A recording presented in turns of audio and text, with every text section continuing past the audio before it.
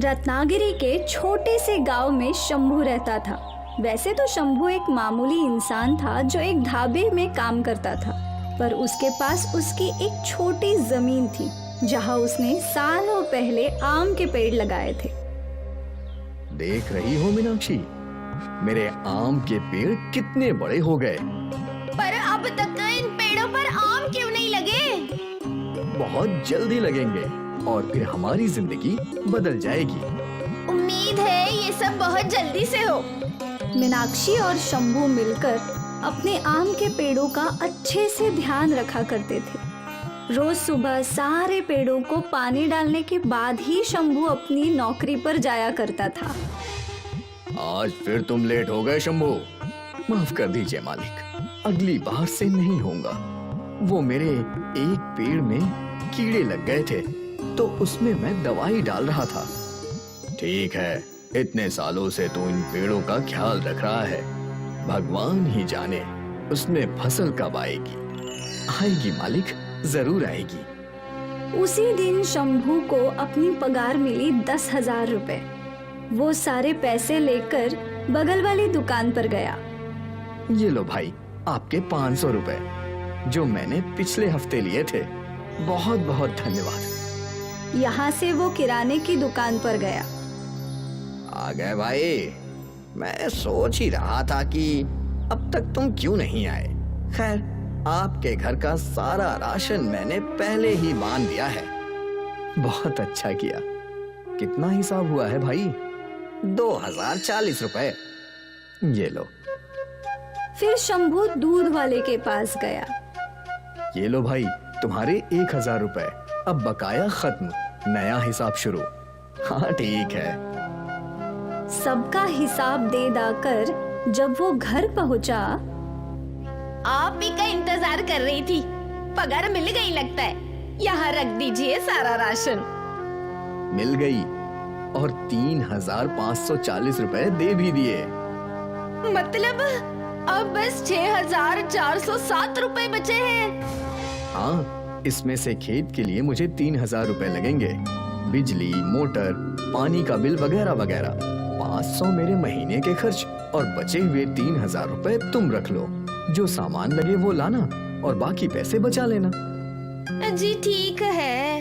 मैंने सोचा था इस महीने अगर 3000 से ज्यादा पैसे मिले तो नई साड़ी खरीद लूंगी। वो अगले महीने मेरे बहन की शादी है ना। तुम फिक्र मत करो, कुछ दिनों में मैं तुम्हारे लिए नई साड़ी ले आऊंगा। ठीक है जी। सारा हिसाब हो चुका था।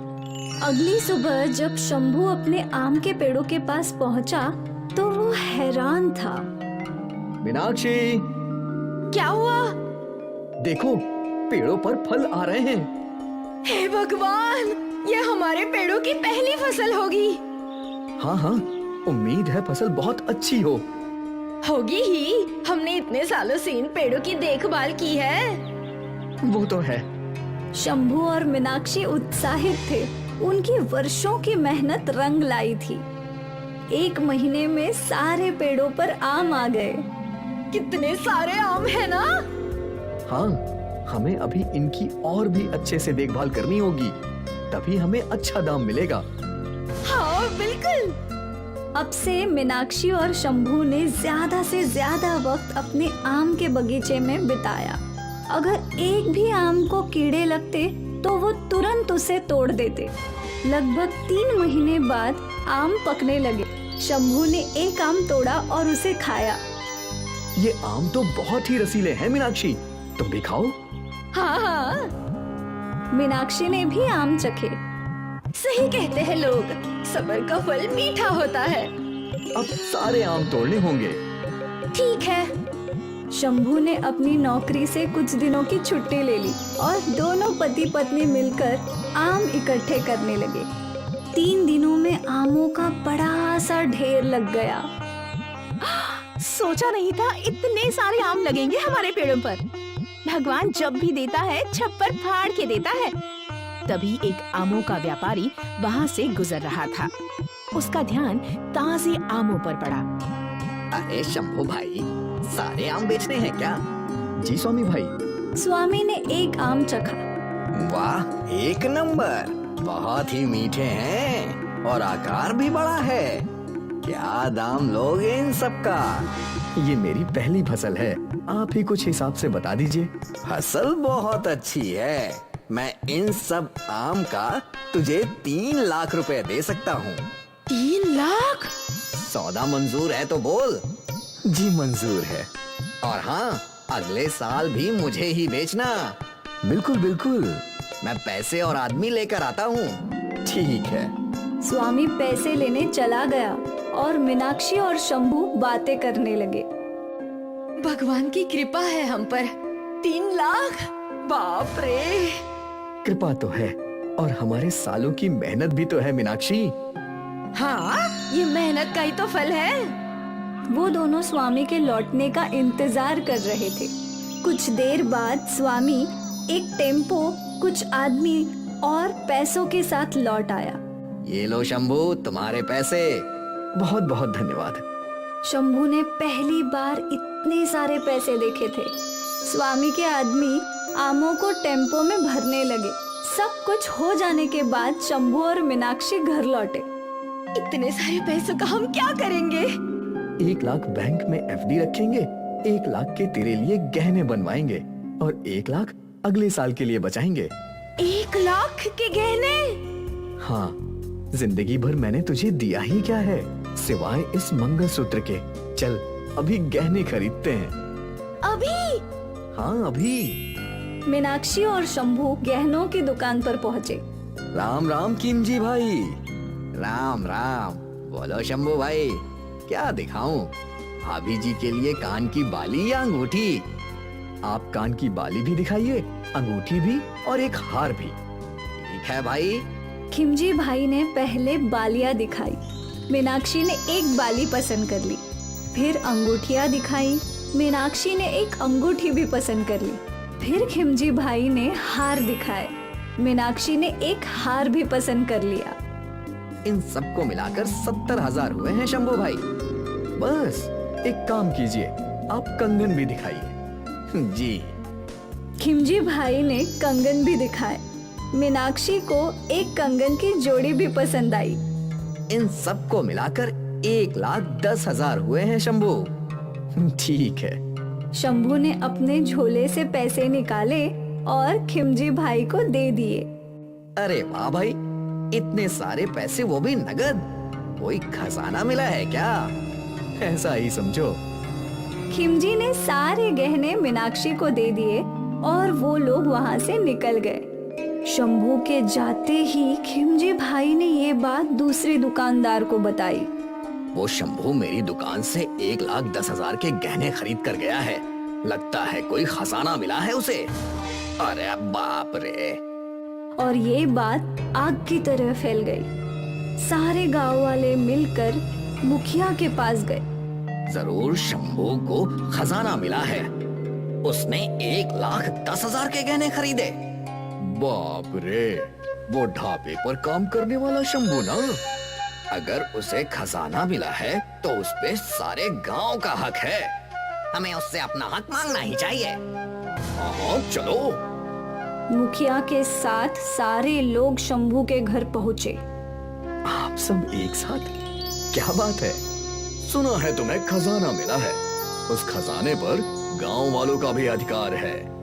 मुझे कोई खजाना नहीं मिला, तो इतने सारे पैसे तुम्हारे पास कैसे आए? वो इस साल मेरे आम के पेड़ों की पहली फसल बिकी है।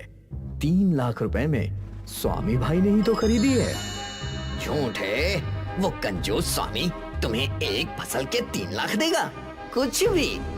यकीन नहीं आता तो उनके पास चलो। सारे गांव वाले स्वामी व्यापारी के गोदाम में पहुँचे। स्वामी भाई, इन्हें बताओ कि तुमने मेरे आमों का मुझे 3 लाख रुपए दिया है। हाँ दिया है। इन्हें लगता है कि मुझे कोई गड़ा खजाना मिला है और ये अपना हिस्सा मांग रहे हैं। थू थू थू, कितने गए गुजरे हो तुम लोग। इस बेचारे ने सालों से अपने आमों के पेड़ों पर मेहनत की और अब जाकर इसके पेड़ों पर फसल उगी है। ये इसकी मेहनत की कमाई है और तुम लोग इससे हिस्सा मांग रहे हो। तुम सबको तो डूब कर मर जाना चाहिए। स्वामी व्यापारी ने सारे गांव वालों को अच्छे से खरी खोटी सुनाई और सबका सिर शर्म से झुक गया। खिमजी भाई को खटक गया कि शंभू के पास 1,10,000 रुपए थे। तो ये कहानी हमें सिखाती है कि लोगों को दूसरों का भला होता हुआ अच्छा नहीं लगता। बहुत ही मतलबी होती जा रही है ये दुनिया। सोनू एक कबाड़ी था। वह घरों के कबाड़ इकट्ठा करके बेचा करता था। उसे मजबूरन यह काम करना पड़ता था। सब इतने अच्छे अच्छे कपड़े पहनते हैं, पता नहीं मुझे कब अच्छे कपड़े पहनने को मिलेंगे। मुझे तो बस एक कबाड़ बीनने के लिए भेज देते हैं। एक दिन उसे रेडी पर आम बिकते हुए दिखते हैं, जिनको देखकर उसके मुंह में पानी आ जाता है। वह रेडी वाले के पास जाता है। भैया एक आम दे दो, बहुत भूख लगी है। 30 रुपए का एक आम है, ला 30 रुपए।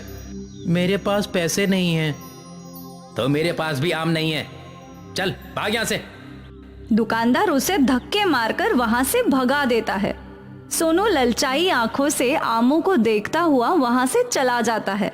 चलते चलते वह एक पार्क में पहुंचता है। वहां पर प्रकाश और अनिल नाम के 2 लड़के आम खा रहे होते हैं। हाँ भाई, यार देख मेरे पापा इतना अच्छा आम लेकर आए हैं। अरे वाह, आम तो देखने में बहुत ही अच्छा लग रहा है। चल जल्दी से निकाल और खाते हैं। ये कोई आम नहीं है, बहुत खास आम है। महंगा भी बहुत होगा। बहुत महंगा है, मेरे पापा ने बाहर से मंगाया है। मुझे आमों का बहुत शौक है ना, इसलिए। आम खाना तो मुझे भी बहुत अच्छा लगता है।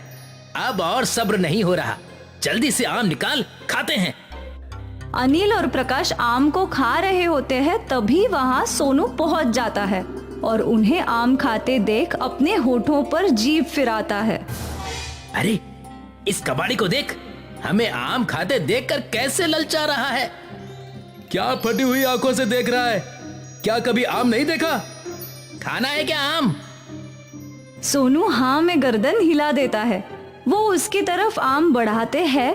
जैसे ही सोनू आगे बढ़ता है, वह आम को पीछे खींच लेते हैं और सोनू आम को पकड़ने के लालच में मुंह के बल गिर जाता है।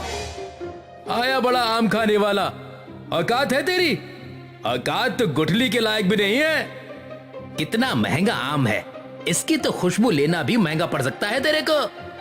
प्रकाश और अनिल उस पर हंसते हैं। सोनू वहां से मायूस होकर निकल जाता है और कंधे पर अपनी कबाड़ की थैली लटकाकर चल देता है। चलते चलते उसे एक साधु महाराज मिलते हैं, जो बेहोश होकर जमीन पर गिरे हुए होते हैं। वह उन्हें देखकर उनके पास दौड़ कर जाता है। महाराज क्या हुआ? अब बेहोश कैसे हो गए? मुझे इनको पानी पिलाना चाहिए। सोनू भागा भागा पास की नदी से पानी लेकर आता है और साधु महाराज के मुंह पर छिड़कता है। साधु महाराज को होश आ जाता है। सोनू को अपने पास देखकर साधु महाराज उससे कहते हैं, कौन हो तुम और यहाँ क्या कर रहे हो? और मैं जमीन पर कैसे गिरा? मुझे कुछ याद नहीं है। साधु महाराज, गर्मी होने की वजह से आप बेहोश हो गए थे। मैंने पास की नदी से पानी लाकर आपके ऊपर छिड़का और पिलाया है, जिसकी वजह से आपको होश आ गया। तुम्हारा बहुत बहुत शुक्रिया बेटा कि तुमने मेरी फिक्र की। महाराज, ये तो मेरा फर्ज था। पर तुम इतने उदास क्यों लग रहे हो? तुमसे किसी ने कुछ कहा है क्या? सोनू साधु को सारी बात बता देता है और अपने आम खाने की इच्छा को व्यक्त करता है। साधु सोनू की बात सुनकर उसको दिलासा देते हैं और कहते हैं, सोनू, तुमने मेरी मदद की है। मैं तुम्हें ये कमंडल देता हूं। इसमें आम रस निकलेगा। उसको जितनी बार तुम उल्टोगे उतनी बार आम रस निकलेगा। अब तुम जितनी बार चाहो और जितना चाहो आम रस पी सकते हो। साधु सोनू को कमंडल देता है। कमंडल पाकर सोनू बहुत खुश होता है और जी भर के आमरस पीता है। अपने साथ साथ वह और गरीब लड़कों को भी आमरस पिलाता है, जो आमरस पीने में असमर्थ थे। एक बार जब सोनू कमंडल में से आमरस निकालकर पी रहा था, और अपने दोस्तों को पिला रहा था, तब अनिल और प्रकाश उसे देखते हैं। प्रकाश, ये तो वही लड़का है ना जिसको हमने आम खाने नहीं दिया था और उसको धक्के देकर भगा दिया था? ये तो वही कबाड़ी है ना? हाँ, है तो वही, पर वो तो कबाड़ी था। उसके पास इतने महंगे आमों का आमरस कहां से आ रहा है? और इतना सारा आमरस कि वो और बाकी बच्चों में भी बांट रहा है। इसका तो पता लगाना ही पड़ेगा। अनिल और प्रकाश चोरी छिपे देखते हैं तो कमंडल के आमरस का राज पता चल जाता है। अच्छा, तो उसके आमरस का ये राज है। इस कमंडल को तो हम चुरा लेंगे और फिर देखते हैं कि ये आमरस कैसे पीता है। अनिल और प्रकाश सोनू की आंख बचते ही वह कमंडल चुरा लेते हैं और पहाड़ी पर जाकर छुप जाते हैं। वहां पर उन दोनों में होड़ लगती है कि कौन उस कमंडल में से आमरस निकालेगा। ला प्रकाश, मुझे कमंडल दे, आमरस निकाल कर पीते हैं। मैं क्यों कमंडल दूं? मेरे हाथ में है कमंडल तो आमरस मैं ही निकाल देता हूं। नहीं नहीं, आमरस तो कमंडल से मैं ही निकालूंगा। अगर हिम्मत है तो मुझसे लेकर दिखा दे। आमरस का कमंडल मेरे पास है और मैंने मेहनत ज्यादा की थी कमंडल चुराने में, तो कमंडल का आमरस मेरा हुआ। मैं तुझे थोड़ा सा दे दूंगा। प्रकाश और अनिल उस कमंडल के लिए आपस में झगड़ा करने लगते हैं। तभी कमंडल उनके हाथ से गिर जाता है और आमरस बाहर गिरना शुरू होता है। जितनी बार वह पहाड़ी से टकराता है उतनी बार आमरस कमंडल से निकलता है, जिसकी वजह से वहां बाढ़ आ जाती है। मैंने कहा था ना, कमंडल मुझे दे दे, मैं इसमें से अच्छी तरह से आमरस निकाल लूंगा। पर तू तो है कि मेरी सुनता ही नहीं। अब जितनी बार भी ये पहाड़ी से टकराता है उतनी बार इससे आमरस इतना ज्यादा से ज्यादा निकल रहा है। इसी तरह से ये निकलता रहा तो बाढ़ आ जाएगी आमरस की। मुझे क्या पता था इसका जादू इतना ज्यादा चलेगा कि बाढ़ आने की नौबत आ जाएगी। देखते ही देखते पूरी कॉलोनी आमरस के सैलाब में डूब जाती है। सभी लोग उस आमरस में तैरते हुए नजर आते हैं। सबके घरों में आमरस पहुंच जाता है। जैसे ही सोनू को आमरस की बाढ़ के बारे में अंदाजा होता है, वह उस कमंडल को ढूंढने के लिए निकल जाता है। वह बाढ़ में बहता हुआ कमंडल के पास पहुंच जाता है। इस कमंडल के आमरस से तो बाढ़ ही आ गई है। इस बाढ़ को कैसे न कैसे करके मुझे ठीक करना होगा, नहीं तो सब कुछ तबाह हो जाएगा। सोनू उस कमंडल को अपने हाथ में लेता है और कमंडल से कहता है, कमंडल कमंडल, इस आमरस को अपने अंदर फिर से समेट लो। अगर तुम इसी तरह आमरस को बाहर करते रहोगे तो पूरी दुनिया ही इस आमरस में समा जाएगी। तुमसे अनुरोध है कि इस आमरस को अपने अंदर समेट लो।